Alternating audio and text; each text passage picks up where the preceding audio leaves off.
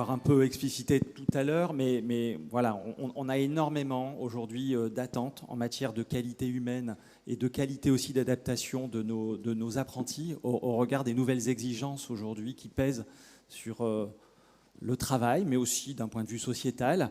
Et ça s'est imposé un peu à nous comme une évidence pratique d'inviter ces trois conférenciers que je salue chaleureusement pour leur présence. On a trois docteurs très différents là autour de la table, ils vont se présenter, mais on a réussi la prouesse d'inviter un docteur en sciences de gestion, donc là c'est pour asseoir la dimension compétences et performance, et des start-upers, mais on va dire qui ont plus le souci aujourd'hui de disrupter aussi à un moment donné la manière dont on peut aussi développer les ressources humaines et l'apprentissage est un levier clé pour cela. Donc j'en dis pas plus, c'est une conférence inspirante.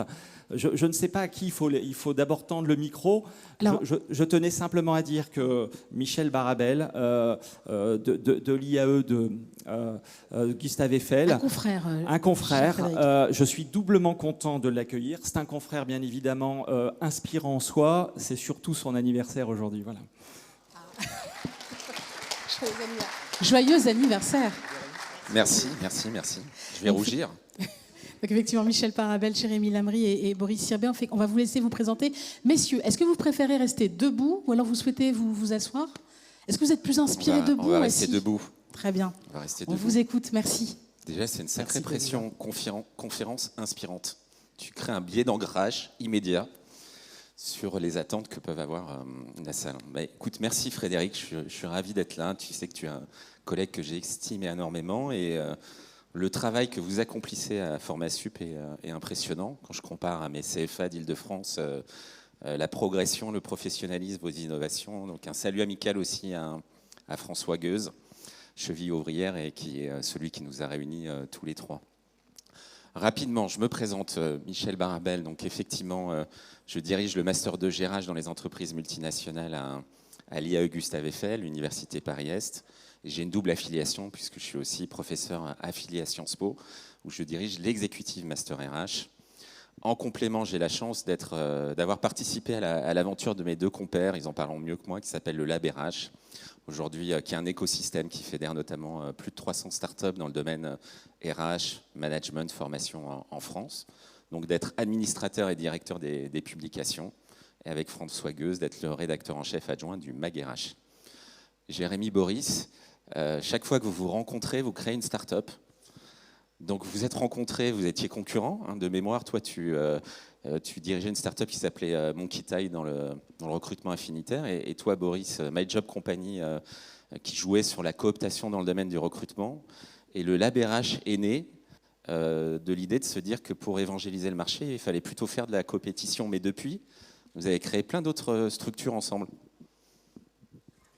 Alors, merci Michel, bonjour à tous. Honoré d'être dans cet amphithéâtre à la région devant vous. Donc avec Boris, c'est vrai qu'on sait, je pense qu'on a à peu près entré dans le monde RH, on est tout jeune là-dedans, ça fait une dizaine d'années qu'on y est, un peu plus. Donc par rapport à certains certains par rapport aux vieux, tu veux dire, comme François Michel qui ont vu les dinosaures. C'est sûr qu'on est tout jeune dedans. Mais on est entré avec cette fraîcheur où, sincèrement, on ne connaissait rien au processus RH. On ne connaissait rien non plus au processus de l'enseignement supérieur. Les deux sont extrêmement liés de plus en plus dans ce qu'on fait. Mais on l'a fait avec une envie à l'époque un peu, j'ai envie de dire, un peu candide, voire naïve, de se dire, en fait, le monde change beaucoup plus vite que ces écosystèmes-là évoluent. Donc on va essayer d'accompagner ces changements-là. Et donc, on l'a fait chacun d'abord avec nos startups, My Job Company, Monkey Tie, recrutement affinitaire, recrutement par cooptation. Puis en 2015, en fait, après plusieurs années à se taper dessus pour des miettes, on s'est finalement rencontrés en se disant mais on mène le même combat, on porte juste pas le même maillot. C'est aussi le rugbyman qui parle. Et pourquoi en fait est-ce qu'on se fédérerait pas? Et j'ai repris un terme que j'avais appris pour le coup dans l'enseignement supérieur, la coopétition. C'est-à-dire on va se mettre à plusieurs, même si on est concurrent, on va mener le même combat. Moi, c'est un discours que j'avais appris à l'époque à la CGE, et j'ai trouvé ça assez malin de le mettre en place pour les startups, ce qui est un truc qui n'existait pas vraiment. Et donc, on a fait ça dans l'écosystème RH, ça a eu beaucoup d'écho. Le Lab RH aujourd'hui a beaucoup d'écoute et ça permet de faire passer, c'est une plateforme qui permet de faire passer des messages importants pour l'avenir. Et c'est vrai qu'avec Boris, depuis, il y a eu quelques autres initiatives. Tu peux peut-être parler de France Apprenante ? Oui, alors c'est vrai, qu'en t'écoutant parler, je me rends compte en fait je suis assez fier de ça finalement, enfin je pense qu'on peut se reconnaître ça, c'est qu'on a su aussi lâcher des choses qu'on a mis en place, parce qu'on s'est dit après le lab, on reste 3 ans et après il faut vraiment que l'écosystème se développe par ses propres moyens, et ça a été à peu près le cas, finalement, je pense qu'on l'a assez bien tenu. Moi j'ai une prise de conscience qu'au sein de l'innovation RH, il y avait vraiment un point essentiel qui était autour de comment est-ce que nous apprenons à apprendre. Ça, je pense qu'on va en parler un petit peu au fil de la conférence. Et ça m'a amené effectivement à cofonder en fait encore une autre association qui a un peu fait ce qu'a fait le Lab, mais en se concentrant précisément sur cette question de l'innovation dans la formation pro, qui s'appelle France Apprenante, qui a été lancé en 2017 et qui a fédéré pas loin de 700 acteurs. Et autant le Lab était concentré sur des startups, des entreprises, France Apprenante, c'était vraiment la vision que ce sont les individus, des innovateurs, qui rendent possible le changement. Et qu'en les mettant en réseau, finalement, on crée des foyers d'énergie pour que ça se propage. Et après, je me suis aussi beaucoup intéressé à la question comment concrètement, c'est aussi, on en reparlera, on peut développer ces fameux nouveaux modèles de compétences. Et donc, The Game, c'est un jeu qui est inspiré du film, peut-être que vous avez vu avec Michael Douglas, où il s'agit en fait de se développer à un niveau identitaire et au niveau en fait des soft skills à travers un jeu. Voilà. Donc c'est un peu ça. Et aujourd'hui, peut-être un dernier petit mot de Tomorrow, si tu veux quand même, ça peut être bien. Oui, et donc on s'est recroisés, moi, depuis quelques années. J'avais rejoint 2018, j'ai rejoint une aventure que beaucoup d'écoles doivent connaître ici, Job Teaser. Et j'ai pris chez Job Teaser la direction de l'innovation et des affaires publiques, avec l'idée de faire de Job Teaser non plus seulement un acteur du recrutement des jeunes, donc non plus juste un career center qui permet de diffuser les offres d'emploi et prendre rendez-vous avec son service carrière, mais d'aller beaucoup plus loin, c'est d'aider les jeunes à être beaucoup plus conscients des métiers et des entreprises qu'ils veulent rejoindre. Et donc les accompagner dans cette logique avec de la connaissance de soi, une meilleure connaissance du marché, et donc toute une logique logicielle derrière pour permettre aux humains dans les services carrières de jouer le meilleur rôle qu'ils peuvent jouer et pas juste revoir les CV, ce qu'ils font malheureusement la plupart du temps. Donc là, après 3 ans et demi chez Job Teaser, on s'est recroisé avec Boris et on s'est dit, voilà, on a appris plein de choses chacun de notre côté, c'est peut-être le moment de remettre ça en commun. Et on repart pour un tour, on remet ça dans le pot commun et on fonde une entreprise ce coup-ci qui s'appelle Tomorrow Theory, qui est un cabinet de conseil et d'ingénierie donc, sur tous les leviers de valorisation du capital humain. Donc principalement un axe très fort soft skills, mais l'objectif c'est comment est-ce qu'on identifie, comment est-ce qu'on développe notamment ces fameuses soft skills et comment est-ce que ça prend forme dans une stratégie soit pédagogique au sein d'un établissement d'enseignement supérieur, soit au sein d'une stratégie RH au sein d'une entreprise. Et donc c'est une entreprise qu'on a déjà lancée en sous-marin et qu'on officialise le mois prochain. Donc, voilà. Mais assez parlé de nous, je crois que les gens ne sont pas venus pour nous entendre parler de notre vie. Et on peut peut-être le mettre à l'écran pour vous parler d'un ouvrage qui sortira chez Duno dans quelques semaines, qui s'appelle, le suivant, Le défi des soft skills, comment les développer au XXIe siècle. François et Frédéric nous ont demandé de vous éclairer sur un buzzword. Dans les premières pages du bouquin, il y a un Google Trends du terme soft skills depuis 20 ans. On part de zéro et on est sur quasiment 1 million de requêtes sur l'année 2022. C'est à toutes les sauces. On a près d'une centaine de startups au Lab RH qui se revendiquent comme en capacité de les évaluer, de les développer, de les apprécier. Les journalistes se sont jetés sur la thématique, les cabinets de conseil. Les entreprises nous disent tous maintenant qu'elles ne recrutent plus sur le diplôme. C'est le monde d'avant, mais qu'elles recrutent que sur les soft skills. Et en fait, il y a beaucoup de bluff et de mode derrière tout ça. Donc, c'est la première question que j'aimerais vous poser. C'est une question, on va un peu se passer le micro et se poser les questions. C'est la définition des soft skills. Est-ce qu'il y a une définition déjà qui fait consensus, toi qui as fait ta thèse sur le sujet, Jérémy ?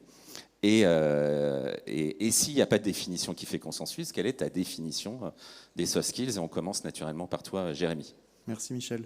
Alors déjà, sur les soft skills, c'est un mot dont on entend beaucoup parler. Et aujourd'hui, tout le monde est expert des soft skills, à tel point qu'on utilise toujours un terme anglais pour en parler. Et quand on n'utilise pas un terme anglais, c'est des compétences douces, des compétences humaines, ou j'en passe. Et donc, aujourd'hui, il y a beaucoup beaucoup de nouveaux gourous de la soft skills, parce que quand on a trouvé le bon filon, c'est qu'on le creusait à côté. Et en fait, dans ce que j'ai beaucoup creusé dans mon doctorat, ce filon, moi aussi, au départ, c'est aussi par opportunité, aussi par passion, on y reviendra après. Mais ce que les gens savent peut-être pas assez, c'est que le terme soft skill vient en fait à l'origine d'une tribu amérindienne, des Aztèques, le terme Swaskill. Non, je déconne complètement en fait. Je suis en train de vous dire non, pas du tout. Parce qu'il y en a qui notaient en fait. Voilà. C'est pour ça que Donc, ça je vais le ressortir en cours. Non, c'est voilà. En fait, on entend un peu tout sur le sujet. La réalité, c'est que c'est un terme qui a été inventé par l'armée américaine au départ. Hein. On est fin des années 50. Les Américains commencent à voir que l'informatique arrive dans les process. Et en fait, ils se disent, OK, il y a des compétences pour interagir avec les machines, et après, il y a d'autres trucs. Donc les machines et les équipements, notamment dans un contexte militaire. Et donc, ils se disent, et après, il y a d'autres compétences qui font que les équipes marchent bien. C'est quoi ces trucs-là? On ne peut pas mettre des noms dessus. Ce n'est pas la compétence de former ci, former ça. Et donc, ils ont appelé ça soft skills dans un contexte de guerre froide, dans lequel, en fait, ils cherchaient à optimiser le fonctionnement des équipes pour des objectifs tactiques et stratégiques militaires. Donc c'est de là que c'est parti la notion de soft skills. Hein. Et au départ, c'était comment est-ce qu'on fait pour que les mecs sur le terrain réfléchissent bien, interagissent bien. Et donc ces deux mots, réfléchir, interagir, c'est ça qu'il faut retenir dans ce que sont les soft skills. Parce qu'en France, en fait, le concept a complètement été déformé dans les années 90 avec l'arrivée du quotient émotionnel. Donc les travaux de Goldman, les travaux que Goldman a pris, sur le quotient émotionnel ont un peu opposé le QE et le QI en France. Et le QE, c'est un peu devenu de l'autre consolation du QI. Vous n'avez pas un gros QI, c'est pas grave, vous avez peut-être un gros QE. Mais du coup, ça a beaucoup connoté le terme soft skills à cette notion de quotient émotionnel. Et donc on dit, les soft skills, c'est tout ce qui permet d'être humain, de machin, tout ça. Non. Les soft skills sont les compétences qui nous permettent de réfléchir et d'interagir dans un contexte donné pour pouvoir s'adapter à de nouvelles situations.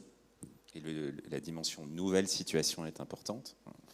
Tout ce qui est de l'ordre du routinier, du répétitif, on n'a pas besoin d'aller mobiliser les soft skills. Dès qu'on fait face à l'inattendu, la capacité à faire face à cet inattendu, l'individu va mobiliser des soft skills. Tu partages cette définition, Boris? Déjà, c'est très intéressant hein, parce que c'est avec notamment effectivement tes recherches, Jérémy, que moi j'ai pris conscience que j'étais dans une conception des soft skills, je crois comme beaucoup de gens, en les opposant en fait aux compétences techniques. Voilà, hard skills, soft skills, savoir-faire, savoir-être. Voilà, c'est ça. Et si tu veux, j'ai pris conscience du coup que c'était beaucoup plus subtil que ça, puisque finalement, en appliquant une compétence technique, proprement technique, en fait, tu pouvais très bien te retrouver à devoir mobiliser en stratégie d'adaptation ce qui devient finalement une soft skill. Donc, tu vois, l'exemple qui me venait, c'est je conduis sur la route, il y a un accident, en fait, donc je suis bien sur quelque chose qui est du routinier, quoi, et tout d'un coup, en fait, ça bascule sur ce qu'on pourrait appeler une soft skill. Donc ça, déjà, c'est intéressant. La soft skill, c'est la capacité à faire démarrer la voiture alors qu'on n'a jamais fait de mécanique. Ça peut être, par exemple, la capacité, si tu veux, quand tu as un obstacle sur la route, sur un autre que tu as toujours fait de la même façon, à sortir en fait d'un schéma qui était essentiellement mémoriel, pour tout d'un coup devoir t'adapter en temps réel à ce qui est en train d'arriver. Et on voit très bien en fait qu'il y a plein de contextes. On peut partir de ce qui est perçu comme étant une hard skill au départ, et hop, le monde des soft skills s'invite, quoi.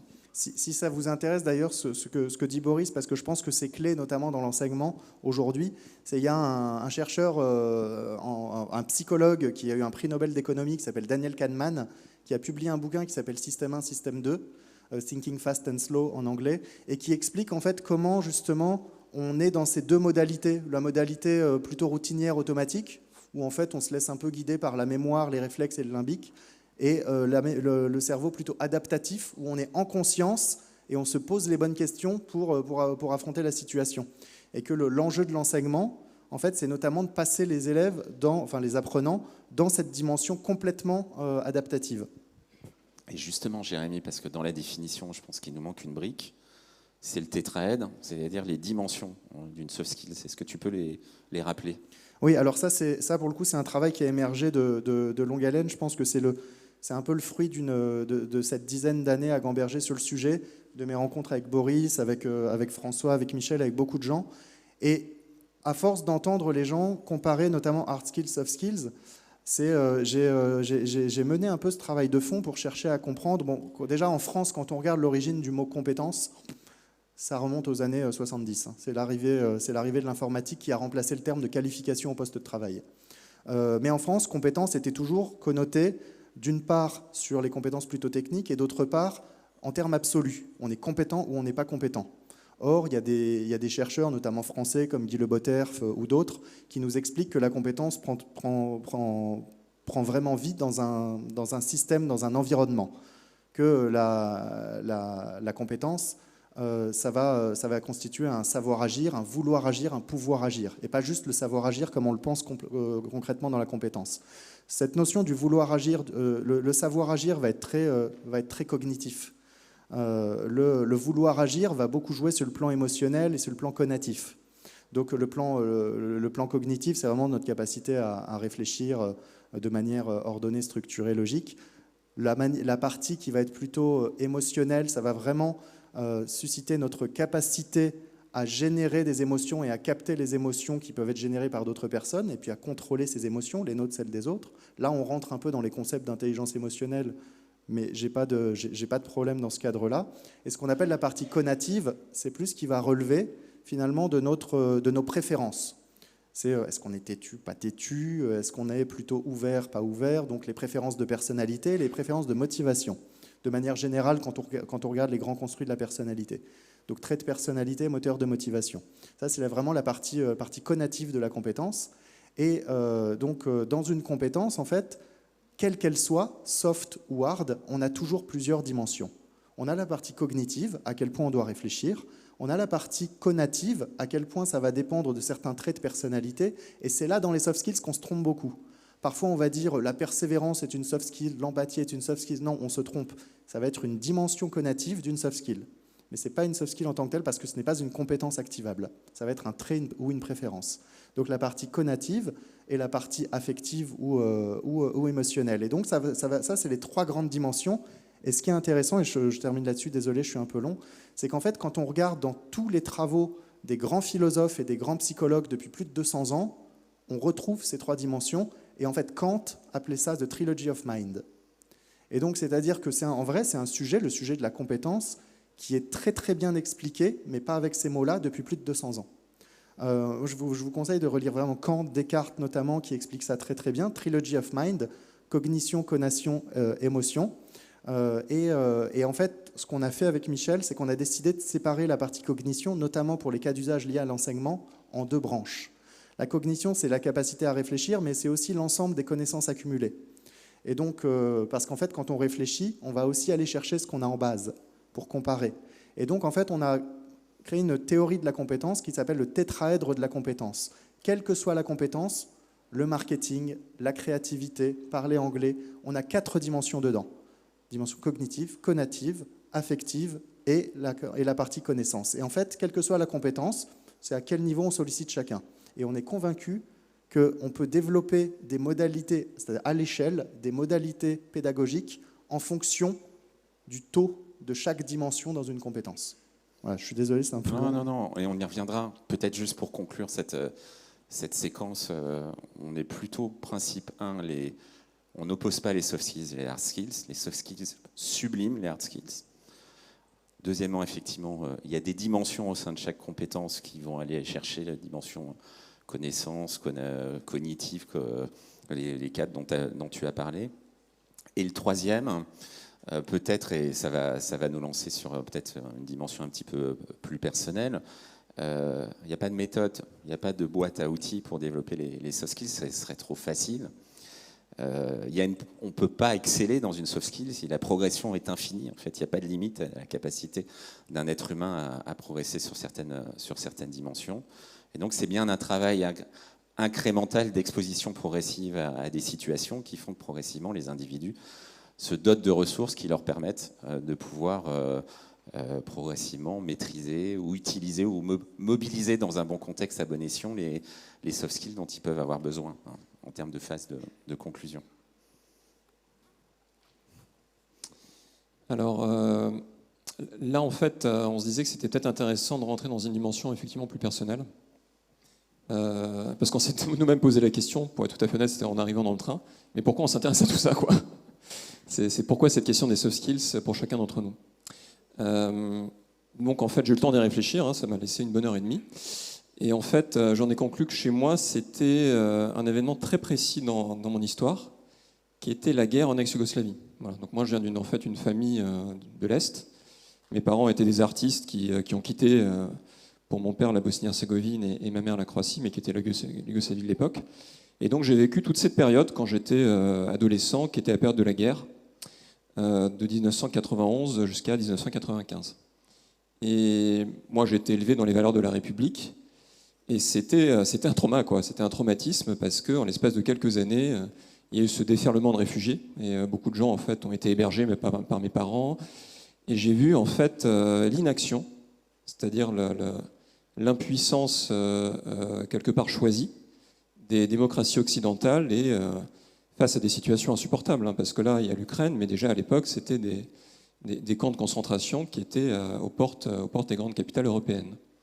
Et du coup, je me suis posé la question, mais pourquoi ce degré de paralysie?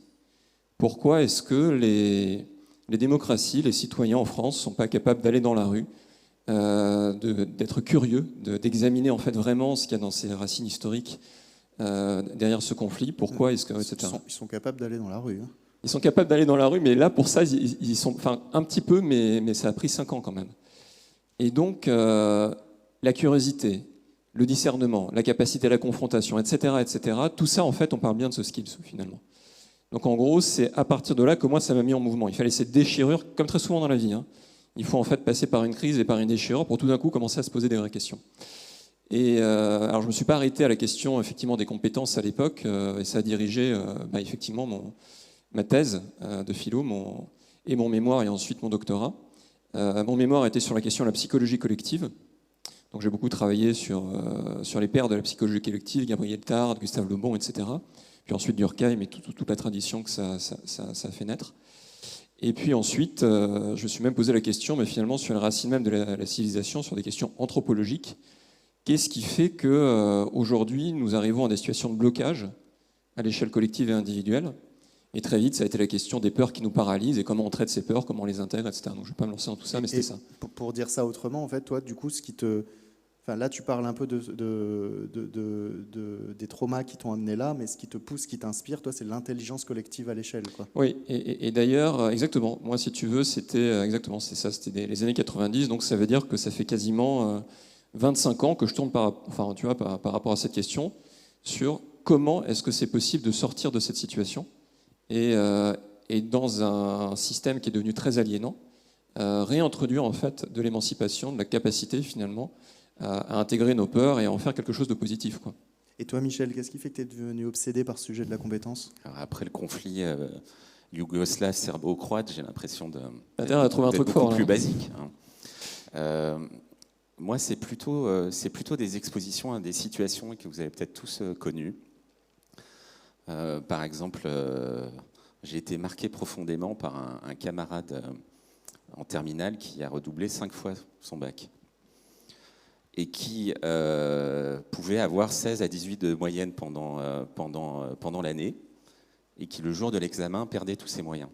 Donc la prise de conscience finalement que la seule connaissance ou la seule maîtrise technique d'un sujet n'était pas suffisant pour expliquer la capacité d'un individu dans une situation donnée à produire un résultat, puisque c'est la définition de Le Bortev sur une compétence. Et comme en tant que pianiste, ayant été mis au conservatoire depuis tout petit, étant allé jusqu'au conservatoire de Paris, revivant la même situation dans les examens de piano, qu'est-ce qui fait que la meilleure élève qui maîtrise totalement Scriabine, qui a fait ses gammes, qui connaît par cœur son morceau, peut dans l'instant ne pas délivrer une performance, alors qu'à côté de ça, finalement, un pianiste plus moyen sait mettre dans l'instant un certain nombre de dimensions. Ça m'a interpellé. Ça, c'est la première prise de conscience. Après, la deuxième prise de conscience, c'est que j'ai eu la chance, c'est vraiment une chance d'échouer, à savoir que j'étais un bon élève, j'ai fait Dauphine et HEC, j'ai fait une thèse, et personne n'a voulu me recruter, sauf l'IUT Sénart-Fontainebleau. J'ai même honte de dire, où j'ai quasiment découvert la banlieue à cette occasion. Et devoir enseigner à des étudiants, maintenant on appelle ça de BUT, enfin pour moi c'est une réforme catastrophique, mais c'est un autre sujet, on en parlera s'il y a des questions. Parce que c'était quand même le DUT, les licences professionnelles, c'est sans doute ce qu'on a fait de mieux dans l'enseignement supérieur ces 30 dernières années, mais enfin bref. J'ai été pour la première fois exposé. Oui, parce que moi j'ai pleuré quand j'ai lu la licence pro.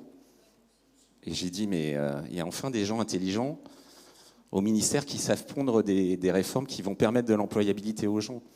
Et en tant que spécialiste de RH, je n'ai rien compris à la réforme du BUT. C'est-à-dire que, heureusement, j'interviens toujours, j'ai gardé un pied en DUT en 3e année. Je ne comprends toujours pas comment je vais pouvoir l'appliquer.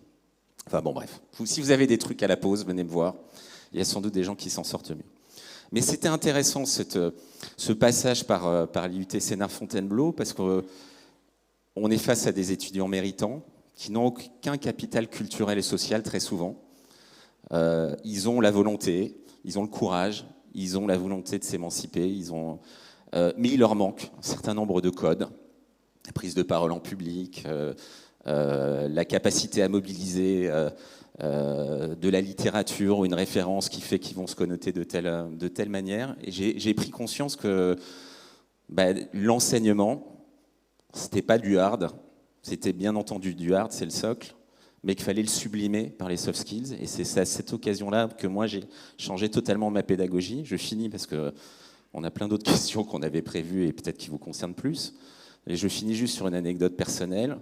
J'arrive de Dauphine. Je n'avais enseigné qu'à l'époque MSG, c'est il y a longtemps. Je fais mon premier cours en DUT première année de Sénart. J'ai bossé tout l'été. Je leur ai prévu des articles de recherche. Si c'est la première année, on est pro. J'avais prévu des articles de recherche. Je commence à parler. Je vois les étudiants s'éteindre progressivement. Je vois timidement une main se lever. Monsieur Barabel, oui. Ça va être comme ça toute l'année? Le choc. J'aurais mieux fait de rester sur la plage, draguer les nanas, j'en sais rien. Enfin bon, bref, le choc. Et j'ai la chance d'avoir un collègue qui fait une très belle carrière, Olivier Meyer. On est arrivé en même temps dans cette institution par hasard. Et il arrive à la pause et je vois que dans la poubelle, il a jeté tous ses cours. Et en fait, c'est une grande leçon d'humilité. C'est-à-dire qu'après la pause, il a fallu repartir de zéro, de faire plutôt de la pédagogie active, d'expérimenter des choses pour après ramener de la théorie.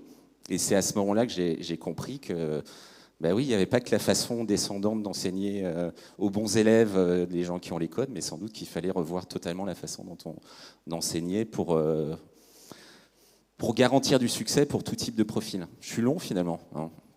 Et toi, Jérémy?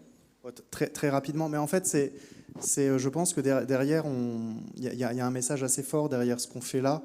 C'est aussi de dire qu'à un moment donné, si on veut que les gens développent demain des expertises fortes, la valeur du travail, il faut être inspiré. Il faut quelque chose, il faut un moteur. Donc ça, je pense que dans l'enseignement, on a tendance parfois à oublier qu'en face, on a des individualités qui, s'ils ne trouvent pas leur moteur, on aura peut-être du mal à les engager. Notamment ceux sur lesquels on n'a pas forcément tous les codes du bon élève.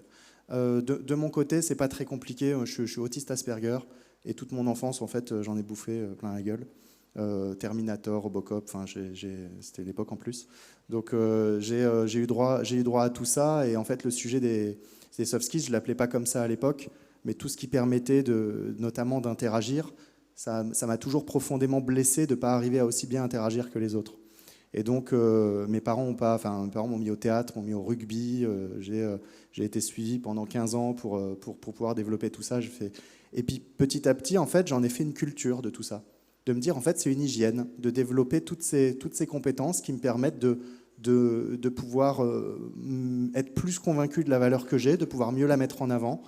Tout ça, c'est une culture et ce n'est pas des connaissances techniques. Et donc, je pense que quand je suis arrivé au stade dans ma vie où j'étais capable d'approfondir cette expertise d'un point de vue plus scientifique et de la mettre sur le marché, ça me paraissait assez naturel de le faire. Alors, tu l'as dit, Michel, c'est vrai que là, nous partons beaucoup de nous, mais c'est peut-être aussi intéressant de recentrer sur les sujets qui vous intéressent, et notamment sur la question de c'est très bien tout ça, quoi, mais et pourquoi, ouais. Pourquoi dans l'enseignement, ouais. Pourquoi former les jeunes aux soft skills? C'est ça ta question? Ici, on a quand même, j'ai compris, pas mal de personnes qui ont la responsabilité d'accompagner la jeunesse, qui va devenir en fait le pays de demain, quoi. Donc, oui, tu as raison, c'est une question essentielle. Qu'est-ce qu'on en fait, quoi? Et on va resserrer peut-être parce qu'on est pris par le temps. La première, moi, cette prise de conscience sur les soft skills, au-delà de l'expérientiel, elle vient, je sais que Jérémy, c'est pareil. lorsque l'OCDE publie il y a quelques années un rapport sur l'employabilité au XXIe siècle et fait émerger le modèle des 4C, des compétences du XXIe siècle. Esprit critique, capacité à communiquer, capacité à collaborer, créativité. Faisant le diagnostic qu'un individu voulant avoir du travail en 2030 doit, quoi qu'il arrive, maîtriser ces 4 compétences basiques. Esprit critique, prendre du recul, analyse systémique, savoir appréhender son environnement, savoir mobiliser plusieurs champs professionnels pour, savoir repérer les fake news. Créativité, on en parlait tout à l'heure, faire face à l'inattendu, savoir faire preuve de sérendipité, improviser, créer, innover, savoir faire le deuil de ses compétences. Bien sûr, la capacité à communiquer, parce que seul, on ne réussit pas au XXIe siècle. Même quand on est très fort, on a besoin de collectif. Donc, donner envie aux gens de s'agréger à vous, faire passer des idées, faire son personnel marketing, etc. Et puis derrière, une fois que grâce au discours, on a attiré des gens, savoir construire des coopérations durables qui créent de la valeur et qui est gagnant pour l'ensemble des membres de l'équipe, parce qu'il y a parfois des coopérations, mais elles profitent à l'un au détriment de tous les autres. Donc il y a cet argument-là, effectivement, révolution technologique, qui fait que l'intelligence artificielle va progressivement, et c'est malheureusement de plus en plus le cas, prendre en charge les tâches simples, répétitives et routinières. Et donc ce qui va rester aux êtres humains, au-delà de l'interface avec ces machines, ça va être justement le non routinier, le complexe, le relationnel. Dans les travaux de chercheurs de Stanford, on parle de l'émergence d'une économie de l'émotion, feeling economy, en disant finalement que l'être humain est challengé par les technologies sur la dimension physique et cognitive, et que donc il lui reste la dimension affective. C'est là où il peut mieux s'exprimer. Deuxième argument, et j'en resterai là, le deuxième argument, c'est que dans un monde complexe, chaotique, drivé par des évolutions technologiques et des évolutions aussi climatiques fortes, la durée de vie d'une hard skill décroît drastiquement. De manière caricaturale, c'est le cas de l'informatique. Dans les études les plus récentes qu'on fait dans les écoles d'informatique, certaines compétences sont de l'ordre du 2 mois, 3 mois, où elles évoluent en continu, en fait. Donc tu pars sur une île déserte 1 an, tu reviens, tu as un niveau, mais les logiciels que tu utilises ne ressembleront pas à ceux que tu utilisais avant. On vient de durée de vie d'une compétence de 30 ans, donc on comprend très bien qu'en 1945, quand on recrée l'enseignement et l'enseignement supérieur, on puisse se dire que le diplôme va permettre à un individu de faire quasiment toute sa vie pro sur ces compétences-là qui seront restées relativement stables dans son emploi. On voit bien que le choc pétrolier, parce que les Américains sont forts, c'est eux aussi qui ont inventé VUCA, volatile, incertain, complexe, ambigu, c'est la même idée. L'armée américaine aussi, se rend compte que pour former ses officiers, elle ne peut plus les former à un combat classique de force, à la loyale, que le terrorisme peut venir de ses propres habitants, que finalement la guerre de rue ou la guerre larvée va exister, et donc il faut pousser les militaires à savoir faire face à l'imprévu, à la complexité, à l'ambiguïté, d'où à la volatilité du VUCA. Alors, donc, je finis juste une seconde. Si la durée de vie d'une compétence technique décroît jusqu'à en moyenne 3-5 ans aujourd'hui, ce qui est merveilleux, c'est que les soft skills ont une durée de vie illimitée, et on ne peut que progresser sur ces dimensions-là. Donc c'est assez logiquement, même si c'est pipeau de dire que les boîtes ne recrutent plus sur le diplôme, de se dire que progressivement, il y a une revanche des soft skills sur les hard et que de plus en plus dans des processus de recrutement, de détection de talent, la dimension soft, qui a une durée de vie illimitée, prenne le pas sur la capacité à avoir un stock de compétences métiers à date, à l'instant T, et notamment l'une d'entre elles, la capacité à apprendre en continu, c'est-à-dire à faire fructifier ce portefeuille de compétences, à faire le deuil de compétences qui ont pourtant garanti votre succès et d'en acquérir de nouvelles. Voilà, c'est juste pour qu'on puisse enchaîner. Donc là, ce dont parle Michel, la métacognition, plus qu'une compétence, c'est un ensemble de dispositions dans lesquelles il faut en tant qu'enseignant, apprendre à mettre les étudiants pour qu'ils sachent se mettre dans ces dispositions autant que possible chaque fois qu'ils ont besoin d'apprendre. Ça reboucle avec ce qu'on disait tout à l'heure sur ce fameux mode adaptatif, c'est passer en métacognition. Mais ce qui est important, là aujourd'hui, c'est Boris, question facile, c'est quoi la boîte à outils parfaite pour développer les soft skills facilement, en 10 minutes? Bien Ça sûr. sera noté, Boris. Bon, tu sais, même 5 suffisent. Non, mais en fait, je pense que ça découle, c'est vous avez complètement posé le décor. Tu vois, si je reprends l'exemple que tu avais donné, Michel, sur j'ai appris une partition par cœur et le fossé qui sépare ça de je suis devant une scène où le public est complètement froid et j'arrive même limite à improviser en fait un morceau. Qu'est-ce qu'il y a eu entre en fait, voilà. Et on se rend bien compte que les méthodes classiques de formation, ça ne marche pas. C'est pas ça qui va fonctionner. Par contre, il y a une combinaison de plusieurs choses. Alors, il y a plein de modèles pour l'aborder. Moi, c'est vrai qu'en fait, avec le temps, il y a au moins 5 principes fondamentaux que je retiens autour de ça. Le premier, en fait, c'est ce qu'on appelle le sentiment d'efficacité personnelle.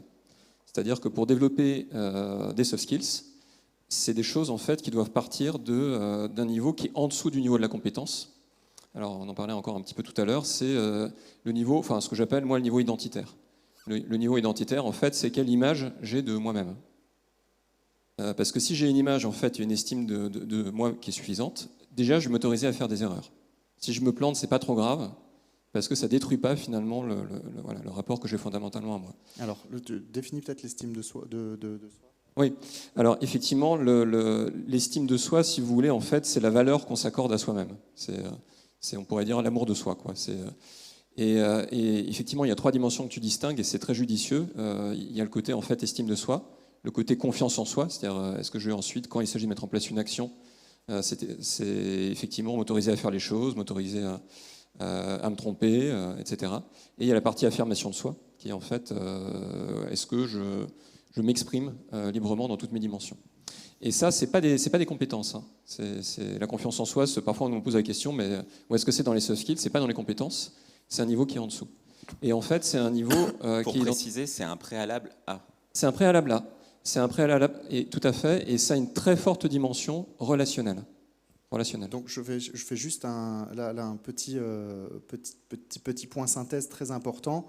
C'est ce dont on est convaincus tous les trois, c'est qu'il est impossible de travailler sur le développement des soft skills si on ne travaille pas d'abord sur un cadre qui permet de développer l'estime de soi, la confiance en soi et l'affirmation de soi.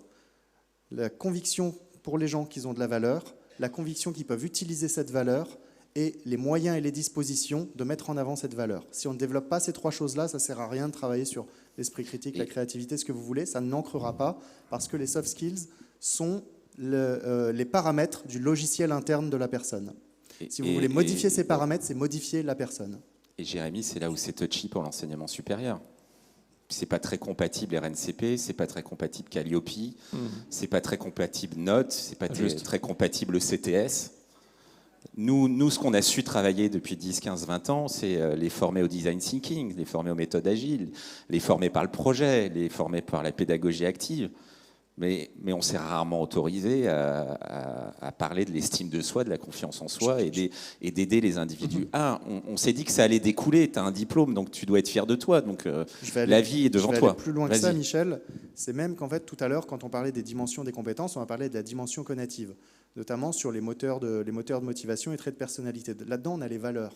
C'est-à-dire que quand vous avez travaillé sur les soft skills, vous avez travaillé sur les valeurs. De quel droit dans l'enseignement, notamment l'enseignement supérieur, vous travaillez sur les valeurs des gens? C'est un vrai sujet aujourd'hui. Et en fait, ça peut être extrêmement confrontant, ça peut être clivant, ça peut être confrontant. Mais on ne peut pas développer les soft skills si on ne travaille pas sur ces 3 dimensions et si on ne travaille pas sur les valeurs. J'aimerais aussi rajouter là-dessus que la bonne nouvelle, quand même, pour vous rassurer un peu, c'est que construire... Vous voyez, on ne peut pas, en tant que tel, développer une soft skill avec un résultat qui est parfaitement prédictible. Ça, c'est une chimère. Par contre, c'est possible de construire des cadres, de construire des contextes favorables à l'entraînement des soft skills. Je vais donner un exemple précis. Je me suis beaucoup intéressé aux travaux d'un psychologue américain qui s'appelle Will Schutz. Et lui, il a expliqué comment on peut faire l'ingénierie précise d'un cadre de sécurité psychologique dans un groupe. Et il dit en fait, voilà, il y a 3 dimensions. Il faut que les personnes se sentent incluses. Il faut en fait qu'elles se sentent reconnues. Et il faut qu'elles sentent qu'il y a de l'ouverture émotionnelle de façon à pouvoir s'exprimer, parler de ses peurs, ses besoins, etc. Et pour les 3 dimensions, il met en face des techniques, des méthodologies. On fait des inclusions, on met en place ce qu'on appelle l'économie de la reconnaissance, et on travaille sur l'autorisation, être vulnérable, etc. Donc tout ça pour dire en fait qu'en réalité, c'est scientifique. Alors aujourd'hui, c'est encore à construire, tout ça. mais ça fait l'objet de quelque chose qui peut être passé à l'échelle, construit. C'est pour ça que je parle d'ingénierie. Et c'est aujourd'hui, c'est-à-dire qu'il y a des recoupements très intéressants. Tu parles de construire un cadre de sécurité psychologique. Il y a pas mal d'études qui sont sorties ces dernières années sur ce qui fait la performance d'un groupe, notamment des études par Google, pas mal des études même en Chine sur ce qui fait la performance, des équipes hautement performantes dans le temps. C'est-à-dire, on ne parle pas d'un commando une fois. Ce qu'on montre, c'est que si on veut qu'un groupe performe une fois très vite, très bien, il faut que les gens se connaissent bien et globalement, en fait, qu'ils soient tous à peu près pareils. Alors que si on veut qu'un groupe performe dans le temps, de manière durable, il faut énormément de diversité, mais surtout, et ça c'est dans tous les cas, une sécurité psychologique extrêmement forte. Ne pas avoir On peur doit pouvoir se dire n'importe quoi, en gros. On doit pouvoir prendre des risques sans sentir que ça va nous porter préjudice. Et ça, c'est un peu le cadre de base, c'est-à-dire qu'on le retrouve non seulement dans les règles de développement des soft skills, mais on le retrouve aussi dans les règles de la performance. Et donc, je pense que pour la performance individuelle, on est dans les mêmes sujets. Quand on est en sécurité psychologique, on peut performer de manière beaucoup plus régulière dans le temps. Si vous voulez que je vous donne un exemple avec un impact sur l'employabilité pour des jeunes, moi j'ai participé à une expérimentation qui a été menée en PACA, qui consistait en fait à créer des équipes de 8 jeunes et faire faciliter les groupes, donc avec des formateurs qui ont été accompagnés sur ces méthodologies. Et en même temps, un travail a été fait au niveau des recruteurs pour qu'eux-mêmes soient acculturés à ce que ça veut dire une soft skill et qu'est-ce que ça veut dire recruter sur les soft skills. Et on a co-construit avec les recruteurs, donc c'était une dizaine de DRH qui venaient du domaine de l'industrie en PACA, un format de recrutement par mise en situation pour voir comment une équipe effectivement se comporte par rapport à un problème qu'elle découvre. Type problème de la NASA où en 1 heure, en fait, il faut résoudre une situation ensemble. Et ça, c'est vraiment passionnant parce que on a abouti à un taux d'insertion qui était quasiment de 80% quand les deux bouts de la chaîne. Quel niveau, quel profil ces jeunes, juste Boris, pour qu'on comprenne. En fait, c'était en fait des personnes en transition pour certains ou des jeunes en insertion. Donc il y avait des jeunes un peu moins jeunes en fait, mais c'était surtout en fait sortis d'école et cherchant une première. Exactement. Donc, en fait, là, on parle de comment développer les soft skills.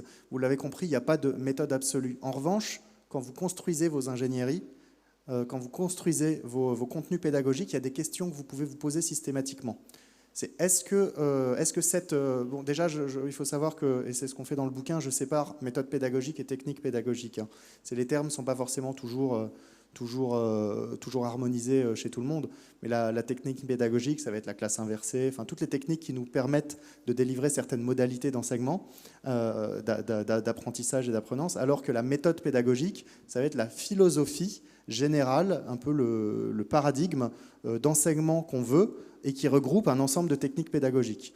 Et donc là, si on est au niveau d'un module, de ce que vous voulez, déjà, vous avez est-ce que ma méthode pédagogique va favoriser l'estime de soi, la confiance en soi, l'affirmation de soi, et plus généralement le cadre de sécurité psychologique? Première grande question.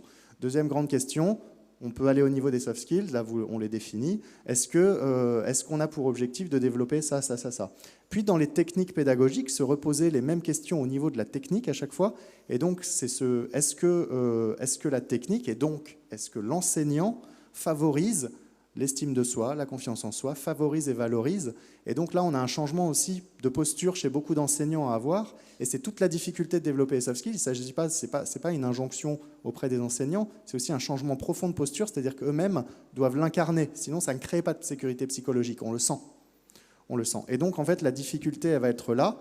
C'est-à-dire qu'on va avoir les enseignants qui vont vouloir y aller, ça va y aller. Les enseignants qui ne veulent pas y aller, c'est aujourd'hui, en fait... Le problème, c'est que ça ne peut pas créer de sécurité psychologique, c'est un vrai sujet.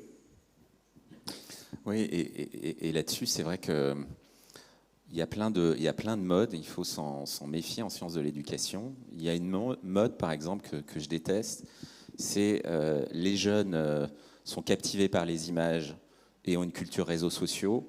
Arrêtez de leur parler de Kant, dites 3 phrases, une image, parce que sinon, ils vont zapper. En revanche, ce qui est vrai, c'est que si vous commencez par leur faire un cours de philo de 2 heures sur Kant, comme moi dans ma petite salle de DUT, vous les perdez. Donc c'est dans la progression pédagogique, dans la capacité de les attirer, les moments où on va mettre des briques, donc c'est forcément de la multimodalité. Les travaux qu'on a menés avec Jérémy et Maurice nous montrent que plus on les expose à des méthodes pédagogiques différentes, mieux c'est. Donc le stéréotype de c'est la fin de l'amphi et que du projet, c'est catastrophique. parce que ça va les développer l'une des dimensions, mais pas toutes. C'est pour ça que pour moi, l'école 42, c'est intéressant, c'est les métiers de codeur, mais ça a des limites, parce que c'est de la répétition d'une seule approche, donc ça évite de travailler d'autres dimensions. Le livre n'est pas mort, l'amphi n'est pas mort. Par contre, effectivement, il y a une progression, il y a du fun à des moments, il y a des temps de réflexion, il y a des temps de challenge. C'est la théorie du flow, finalement, faire monter les ressources avec les challenges qui peut potentiellement nous intéresser dans la façon dont on conçoit les choses. Donc, l'idée n'est pas de jeter bébé avec l'eau du bain, c'est pas de renoncer à la sévérité, à l'exigence académique, à accepter une baisse de niveau, à ne plus que faire des mises en situation, mais c'est vraiment d'être un architecte d'ingénierie pédagogique qui pense, je pense beaucoup, la plupart je ne sais pas si vous le savez tous les deux, mais la plupart d'entre nous, professeurs ou maîtres de conférences, n'avons jamais été formés à la pédagogie. Nous, on a été recrutés sur la qualité de nos thèses et de nos travaux. Et la plupart de nos collègues détestent enseigner. En début d'année, la plupart, Frédéric, la plupart détestent. C'est-à-dire qu'en début d'année, ils viennent te voir clairement en te disant « pas une heure d'heure sup, si tu pouvais me donner du SEM plutôt que du TD, ça m'en fait que 162. Et si tu pouvais me trouver quelqu'un pour corriger mes copies et faire le suivi étudiant, ça me permettrait de réaliser ma vie de chercheur et d'être prof classe exceptionnelle. » Donc c'est un sacré programme pour ensuite faire des ateliers d'ingénierie pédagogique sur les soft skills. Donc il y a un truc là qui est aussi... voilà, en gros, les individus sont des êtres rationnels. Reconnaître l'investissement pédagogique, faire en sorte que l'excellence pédagogique soit mise au même niveau que l'excellence administrative. Regardez tout ce qu'accomplit Frédéric, au même titre que la recherche. Les trois sont importants. Mais ça, on en est très loin dans la carrière des enseignants-chercheurs, même s'il y a des tentatives de rééquilibrage. Et c'est un frein à l'innovation pédagogique, parce que l'individu, je fais ça, je ne serai jamais ça, puisque finalement, la voie prioritaire donc là, il y a un truc qui ne va pas. Sur le comment les développer, on a posé quelques bases, même si vous voyez qu'il n'y a pas de boîte à outils absolue. Il y a un dernier aspect, si on me demande souvent, est-ce qu'on devrait faire des cours soft skills ? Je pense que c'est une profonde erreur, puisque les soft skills en fait, une soft skill n'existe pas, c'est-à-dire que c'est toujours dans un contexte, c'est toujours face à quelque chose. Donc, vous pouvez faire, moi, il y a une personne qui m'inspire beaucoup là-dessus, c'est Laure Bertrand, au pôle Léonard de Vinci, qui est directrice du développement des soft skills. Et en fait, ce qu'elle fait, c'est elle a réussi à faire entrer dans le cursus des moments, par exemple, projet entrepreneurial, explorer les fake news, des choses comme ça. En fait, elle fait travailler les étudiants sur des projets, et c'est le fait de travailler sur ces projets qui va solliciter certaines soft skills par défaut, parce qu'il pose un cadre qui est favorable au développement de telle ou telle soft skill. En revanche, je pense qu'il y a certaines classes qui devraient être faites, qui sont très loin du monde de l'enseignement aujourd'hui. Je pense à des pratiques comme la méditation, comme le codev, donc le co-développement, comme l'exploration de soi, tous les outils de connaissance de soi. Ça, c'est quand même de plus en plus fait dans l'enseignement supérieur, les outils de connaissance de soi. Dans les écoles. Hein. Mais c'est souvent fait, en fait, d'un point de vue carrière. C'est souvent fait d'un point de vue carrière, comme dans un cadre de préparation à l'emploi. Alors qu'il faudrait arrêter de relier les soft skills à l'emploi, parce que ce n'est pas assez motivant. On ne développe pas des soft skills pour un boulot. On développe des soft skills pour une inspiration de vie, pour une énergie de vie. Et c'est des mots un peu, j'ai envie de dire, fluffy que j'utilise, mais le problème, c'est que c'est comme ça que ça marche chez les gens. Si on ne développe pas une soft skill pour un boulot qu'on va faire, c'est un boulot qu'on va garder 3 ans. On développe des soft skills par rapport à une trajectoire. Il avait 5 dimensions, le pauvre, il a pu en dire qu'une. Tu peux dire rapidement les 4, et puis après, si tu t'en souviens. Sinon... Oui, non, mais bien sûr, il y avait le sentiment effectivement d'efficacité personnelle. Le cadre de sécurité psychologique qui est absolument fondamental, partir de soi. Ça vient de Mitchell Resnick, hein, qui a inventé Scratch pour apprendre les enfants à coder. Il y a une dimension aussi qui est assez fondamentale, qui est autour en fait de la mise en vulnérabilité, et puis avoir des temps réflexifs, c'est-à-dire des temps en fait d'intégration. Voilà, c'était surtout ça. Tu peux t'exposer à autant de choses s'il n'y a pas le temps réflexif pour fixer. Exactement. Et pour donc des itérations permanentes entre, comme tu disais en fait, par rapport au pôle Léonard de Vinci, théorie et pratique. Voilà. Et bon, il n'y a plus de temps peut-être. Alors, si, il y a encore quelques temps. Et j'aurais bien aimé avoir une réflexion aussi sur... Alors, la thématique, c'est de l'apprentissage. Donc, on a des apprentis qui sont immergés en milieu professionnel, en situation professionnelle, et qui sont toujours... qui suivent des enseignements de formation plutôt théoriques. Donc, par rapport à cette thématique des soft skills, comment on l'adapte finalement à ces profils ? Oui, t'es pas à l'aise parce que tu pilotes pas de formation en alternance comme moi. Si tu veux, Non, mais tu peux y aller, mais je parlerai par contre d'un projet qu'on a en PACA pour organiser un Open Bachelor de 2 ans autour des soft skills. Ça, c'est peut-être intéressant, mais vas-y. Non, parle-en d'abord et puis je reprendrai après, vas-y. Oh comme tu veux, mais en fait, déjà par rapport à ça, c'est bon. Donc c'est un projet qui est piloté par le CNAM, les apprentis d'Auteuil, et nous on intervient en fait côté The Game plus sur l'évaluation et la partie expérientielle. Et en fait, l'approche que j'avais trouvée très intéressante, c'est que d'abord il n'y avait pas que les soft skills. On a pris les soft skills effectivement comme base, apprendre à apprendre. Parce qu'on n'a pas vraiment expliqué aussi la relation entre les soft skills et l'apprenance. On peut amener un petit mot si tu veux là-dessus, Jérémy. Mais on a aussi intégré en fait une dimension compétence citoyenne, c'est-à-dire finalement comment on développe aussi la conscience de l'interdépendance, qu'est-ce que c'est être un citoyen aujourd'hui, etc. Les compétences numériques, vous voyez, qui sont accélérées, leur acquisition augmentée en fait par les soft skills, mais on part du niveau identitaire. Donc vraiment en fait tout le début du programme, le paquet mis là-dessus, c'est la question de comment est-ce que je crée un cadre en fait pour exprimer et intégrer mes peurs et mes besoins. Voilà, c'est vraiment la clé de tout. Et derrière, en fait, toucher mon énergie de vie, c'est-à-dire qu'est-ce qui me fait avancer, quoi. Qu'est-ce qui fait que je me lève le matin et qu'est-ce que mon élan de vie. Donc moi, je trouve ça formidable qu'aujourd'hui en France, ça soit possible que maintenant on rentre dans des programmes longs, voilà, ambitieux, peut-être demain diplômants, qui sont construits sur les soft skills. Du coup, moi, je vais être plus provocateur et partager des doutes. Une certitude, c'est que l'apprentissage est un merveilleux outil à l'employabilité immédiate, à la professionnalisation et à la montée en maturité de nos étudiants. On est en début de cursus, ils n'ont jamais fait de l'alternance, on les revoit un an après, on a un passage à l'échelle dans une forme de maturité. Je constate des conséquences négatives de l'alternance qui m'interpellent et je n'ai pas forcément de réponse. Le premier, en tout cas c'est le cas chez nous, hein. Vous faites peut-être mieux ou vous avez un diagnostic différent. La première, c'est que c'est sans doute les formations qui se désintéressent le plus de la théorie et de l'abstraction. Cause toujours bonhomme, maintenant je suis un professionnel, je comprends ce qu'est l'entreprise, bon bah voilà, merci, au revoir. Donc, par exemple, on arrive facilement en formation initiale à aller sur de l'abstraction, et en alternance, on voit tout de suite le gamin qui prend son portable en disant « Non mais attends, il n'a pas compris la vraie vie ». Donc il y a un challenge d'arriver à leur montrer qu'il faut distinguer l'employabilité immédiate de l'employabilité durable et de la capacité après à passer des plafonds de verre et à continuer à grandir et s'évaluer. Moi, ça m'interpelle. On essaye de faire des choses, mais dans toutes nos formations en alternance, on comprend ça. On voit ça, nous. Deuxième chose qu'on voit, même si on essaye de faire des ponts, des liens, carnet de correspondance, interaction, c'est que c'est des mondes qui sont quasiment cloisonnés. Il y a la vie à l'entreprise avec ses règles, il y a la vie à l'école avec ses règles, et finalement les transferts de compétences de l'un à l'autre, la capacité à voir que tout ça contribue de manière systémique à son employabilité, à son développement, ça reste assez compliqué à faire.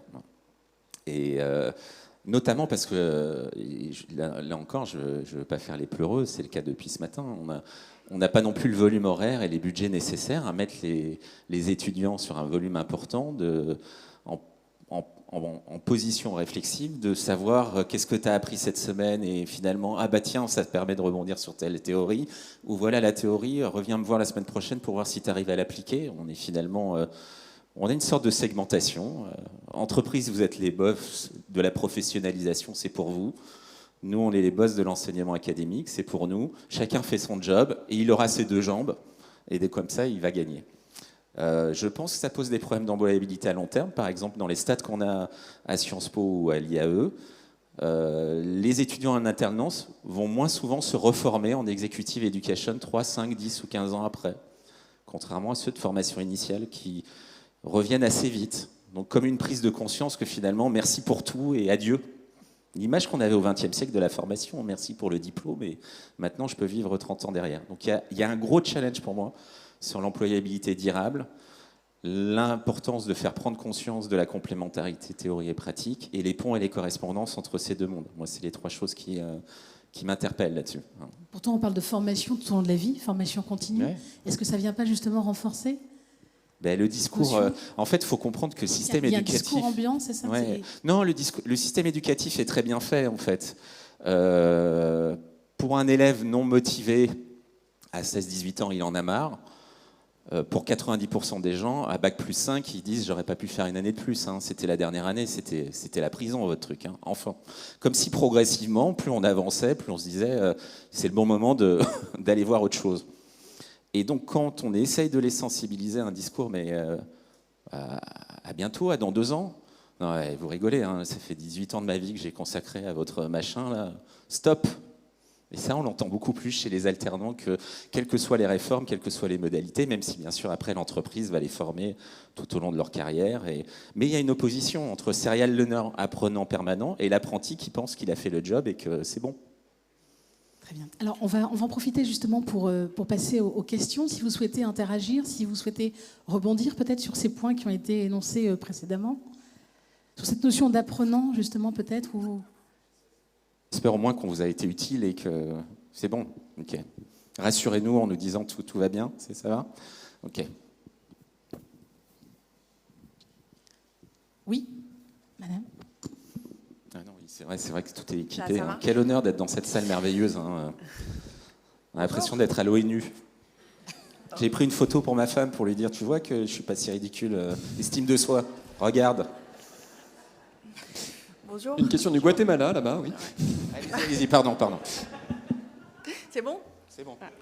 Oh là là, je suis responsable de formation en apprentissage en DUT Génie Civil, qui devient un BUT Génie Civil, justement. J'avais une question par rapport à l'environnement dans lequel les étudiants ils peuvent apprendre les soft skills.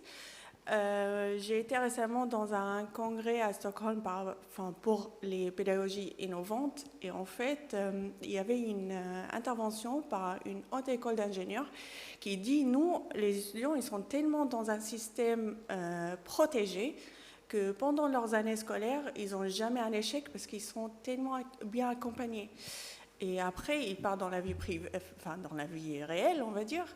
Et là, forcément, à un moment ou à un autre, on a un échec. Et là, ils ont du mal à vivre cet échec.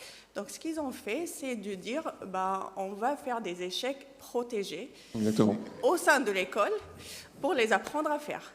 On est dans la simulation, finalement. Ouais. Voilà. Sauf qu'en France, le système scolaire, il est très, très fait dans la bienveillance. C'est le mot qu'on entend souvent, et que l'étudiant est protégé, et il ne faut absolument pas qu'il soit sujet de l'échec, et quand c'est fait, c'est au professeur de se mettre en question. Très bien. Est-ce que ça, c'est pas un frein à l'apprentissage des soft skills? Merci. C'est excitant comme question, ça, merci, c'est bien ça. Vous savez, en fait, la bienveillance authentique, pour moi, c'est fondamental. C'est une des dimensions les plus fortes de l'amour. Mais souvent, quand on dit bienveillance, c'est un autre mot pour dire évitement. Voilà. Donc, moi, ce que je vois, c'est que la façon la plus efficace et la plus transformante d'opérer, c'est exactement ce que vous avez dit.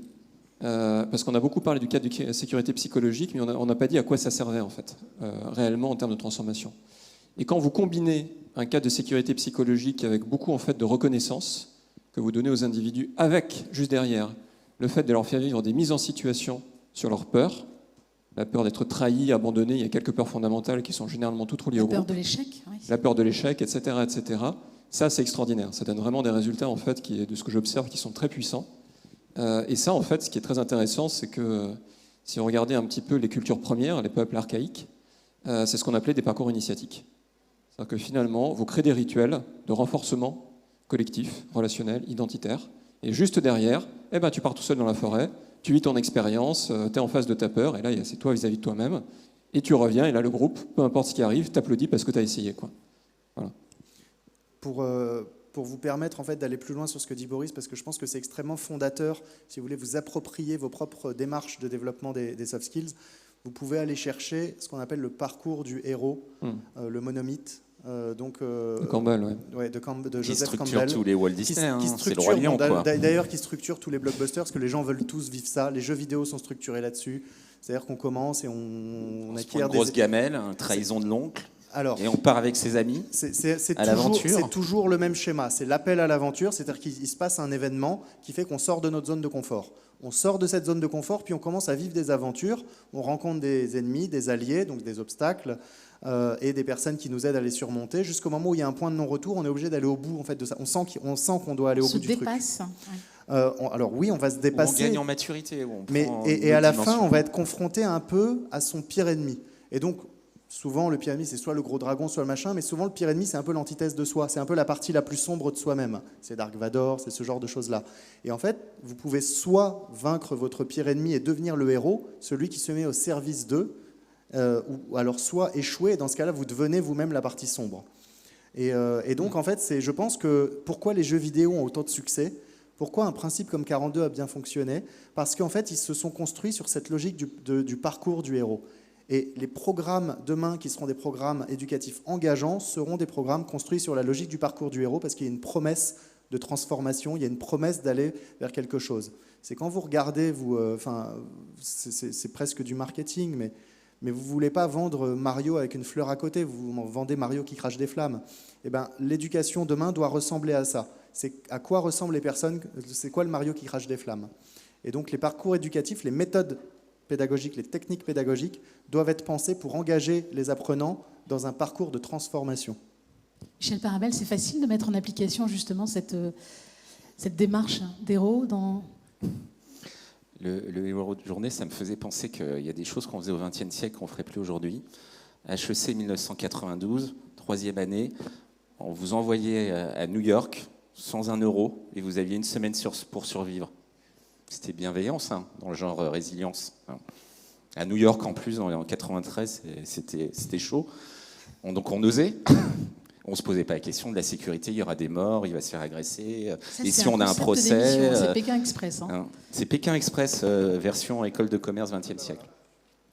Je pense qu'en pédagogie, on peut faire énormément de choses et que la liberté reste totale pour l'enseignant, à condition de surperformer, qu'il n'y ait pas de grève d'étudiants et que derrière, le référentiel soit respecté. En gros... l'autorisation à l'innovation doit être garantie par des performances exceptionnelles, un soutien inconditionnel des étudiants et le respect d'un minimum de cadre. C'est pour ça que dans ce contexte, depuis le début, j'ai jamais eu le moindre frein dans les méthodes pédagogiques que j'ai pu déployer, mais je me suis toujours assuré de l'impact, du niveau de performance. Donc je m'assure toujours que mes diplômes soient dans le top 5 des diplômes les mieux classés en France. Je m'assure toujours d'avoir un taux d'insertion à 99%. Je m'assure toujours d'avoir dans les évaluations des étudiants une note de 4,8 sur 5. Et partant de là, on est regardé dans l'institution comme ingérable, incontrôlable, à part, non réplicable. Mais d'ailleurs, c'est un peu comme notre président d'OVH, vous vous souvenez, chez Sodexo, qui disait exactement la même chose. Mais il y a une autorisation parce qu'on ne va pas... Moi, j'ai 150 apprentis à Paris-Est, donc je génère un chiffre d'affaires de quasiment 1 million d'euros. Laissons-le faire de la pédagogie, on n'y comprend rien, mais ça a l'air de marcher. Donc, il faut assurer derrière en perf, quoi, si on veut aller très très loin en pédago. C'est ça le message. Très bien. Est-ce que ça répond à votre question, madame ? Vous souhaitez rebondir peut-être ou compléter ? Et moi, je les mets en situation d'échec, trauma, volontairement. Alors, en fait, je pense qu'il faut accepter d'être détesté pendant 1 an. C'est très dur quand on est narcissique. Mais les élèves, vraiment, s'ils sont énervés, s'ils vous en veulent, c'est que sans doute que vous faites du bon boulot et la reconnaissance vient 3, 5 ou 15 ans après. Cher monsieur, je tiens à vous dire que j'ai compris. Le prof géo du Club Med applaudit pendant l'année, il y a sans doute un truc qui va pas. Ouais. Il les a achetés avec des notes ou il les a valorisés. Donc, non, au contraire. Moi, je pense qu'il n'y a rien de pire que de les mettre dans un confort et qu'après, ils se prennent des claques. Et on n'a pas conscience des capacités de nos étudiants. Je veux dire, les référentiels sont limitants. On peut faire bien plus et ils ont un potentiel de délivrer de la performance bien plus élevé qu'eux. Il faut au contraire les exposer à des challenges, des difficultés, des déceptions. Et rien de mieux que les travaux en groupe, en fait. Parce que dans les travaux en groupe, il y a des passagers clandestins, il y a des leaders qui veulent s'imposer, il y a des trahisons, il y a des conflits. Donc là, ils se prennent des coups. Hein. Généralement, quand on les fait fonctionner sur un gros enjeu collectif et qu'à un moment, là, ils découvrent concrètement ce que ça veut dire coopérer, travailler ensemble, mener un projet, délivrer de la performance. Donc il y a des moyens de les mettre en risque dans n'importe quel programme, à mon sens. De les exposer. Après- Carole Leroy, vous avez réagi. Le bouton. J'appuie sur le bouton, parfait. Oui, alors je réagis aux propos que je comprends parfaitement et que j'essaye de mettre en place au sein du parcours que je gère. Il y a 2 points sur lesquels il me semble important d'insister. D'abord, sur cette partie-là, il faut avoir l'adhésion d'une partie de l'équipe pédagogique qui fonctionne avec. Alors, je me retourne parce que... je sais qu'une partie de l'équipe pédagogique... Vous vous occupez de quel parcours? Je m'occupe d'un master parcours management de la distribution. Okay. Et donc, il faut avoir l'adhésion de l'équipe pédagogique parce que j'intègre un certain nombre de choses que vous avez évoquées. Notamment, on travaille sur l'identité en préalable, premier séminaire de cours en première année de master, etc. Bon, bref, je ne découle pas le programme ici jusque pendant les 2 ans. Mais comme c'est un programme management, ça veut dire qu'il faut de toute manière les outiller, entre guillemets, pour qu'ils se connaissent, pour qu'ils ne prennent pas trop de coups, à la fois par l'entreprise et managérialement, parce que la pression est très difficile pour eux. Ils sont très jeunes, 22, 23, 24 ans. Et donc le parcours est construit autour de 300 heures sur les 2 années pour travailler là-dessus. Il faut avoir le soutien de l'équipe, il faut avoir aussi le soutien, et je me suis retournée pour la regarder, de la directrice de diplôme, qui depuis quelques années, je lui dis, on va faire un cours d'éthique et on va travailler en ritualisation finale d'un passage entre la vie étudiante et la vie professionnelle. Elle me dit, d'accord, on y va. De la même manière, on termine par une pièce de théâtre à 50. Ça, c'est magique aussi, hein, en termes de coûts, de passagers clandestins. On veut venir. Et je profite de ce temps pour la remercier, parce qu'à chaque fois, elle me suit. Et donc ça, c'est la première chose. On arrive à le mettre en place au sein de l'institution. Alors effectivement, on est regardé un peu comme des ovnis, où on procède à des choses particulières.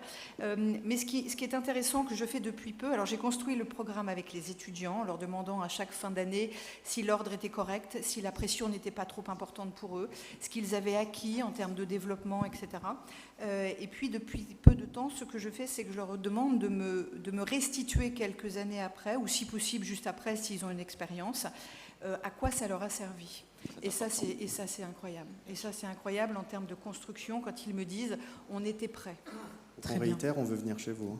Moi aussi, je m'inscris. Hein. C'est quand les inscriptions au master? Non, c'est surtout, on veut voir comment ça marche. Il y a un programme de formation continue. Mais ça a mis 10 ans à se construire. Toujours. Donc, et là, ça fonctionne.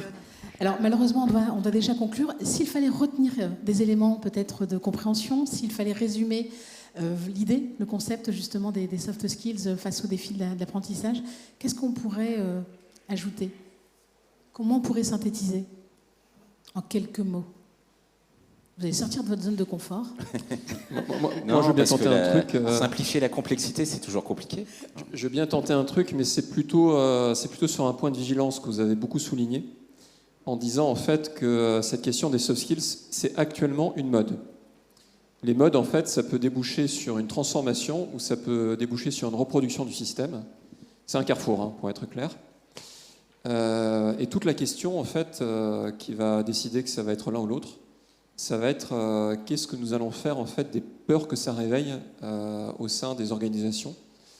Et je pense, en tout cas de ce que j'ai vu opérer aujourd'hui, ce qui fonctionne, c'est quand vous repérez au sein de vos organisations les innovateurs ou les innovatrices qui incarnent déjà les comportements vers lesquels vous voulez amener en fait votre écosystème, si possible les connecter entre eux en fait et les rendre inspirants.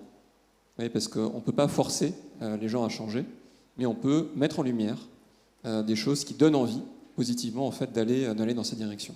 Voilà, c'est ça simplement que j'aimerais retenir et vraiment ancrer par rapport à ce que vous avez dit. C'est vraiment la conclusion idéale pour moi. Effectivement, ça vient en lien avec ce qui était dit précédemment. En quelques mots, le message que j'aimerais passer aujourd'hui, c'est, et je pense que beaucoup d'entre vous l'ont déjà en tête, c'est pour ça que vous êtes là notamment, c'est de dire qu'aujourd'hui, en fait, le nouveau mandat de la formation, peut-être pas celui donné par l'État, mais celui qui est bon pour les apprenants, c'est de préparer des gens à faire face tout au long de la vie. C'est-à-dire leur donner les ressources qui leur permettront de s'adapter tout au long de la vie. Ça veut dire les soft skills, ça veut dire des ressources personnelles aussi qui vont leur permettre en fait d'être résilients. Et je pense que tous les programmes aujourd'hui, tous les programmes longs devraient être conçus avec cette obsession en tête. Se dire, est-ce que ça les prépare non pas seulement pour leur prochain emploi, non pas seulement pour cette formation, mais est-ce que ça les rend en fait plus résilients tout au long de la vie? Plus résilients, plus autonomes, plus en capacité d'être acteurs de leur développement. Moi, j'ai constaté quelque chose qui me semble marquant, c'est plus vous appréciez un apprenant, plus vous faites preuve de respect et d'empathie avec lui, plus il a envie de jouer le jeu. Plus il vous voit arriver avec le sentiment que vous aviez mieux à faire, plus il va se mettre en résistance et plus il va se désinvestir. Donc aimez vos apprenants, et ça sera toujours plus simple de les amener sur des sujets. Ça paraît con à dire. Mais pas trop. Mais en fait, non. Très bien. Merci à tous les trois. Merci Michel Barabel, merci Jérémy Lamry et Boris Sibert. Merci beaucoup. On rappelle alors la publication prochaine donc, de votre ouvrage, hein, vous êtes co-auteur, Le défi des soft skills, comment les développer au XXIe siècle, aux éditions Duno. Ça sort quand? Ça sort le 29 juin, mais il est déjà en précommande. Et merci beaucoup Khadija pour l'animation. Merci à vous, merci à tous les trois. On va marquer une petite pause, un court instant, et puis on va reprendre sur une autre table ronde. Merci en tout cas pour toutes vos explications et votre bienveillance. Merci.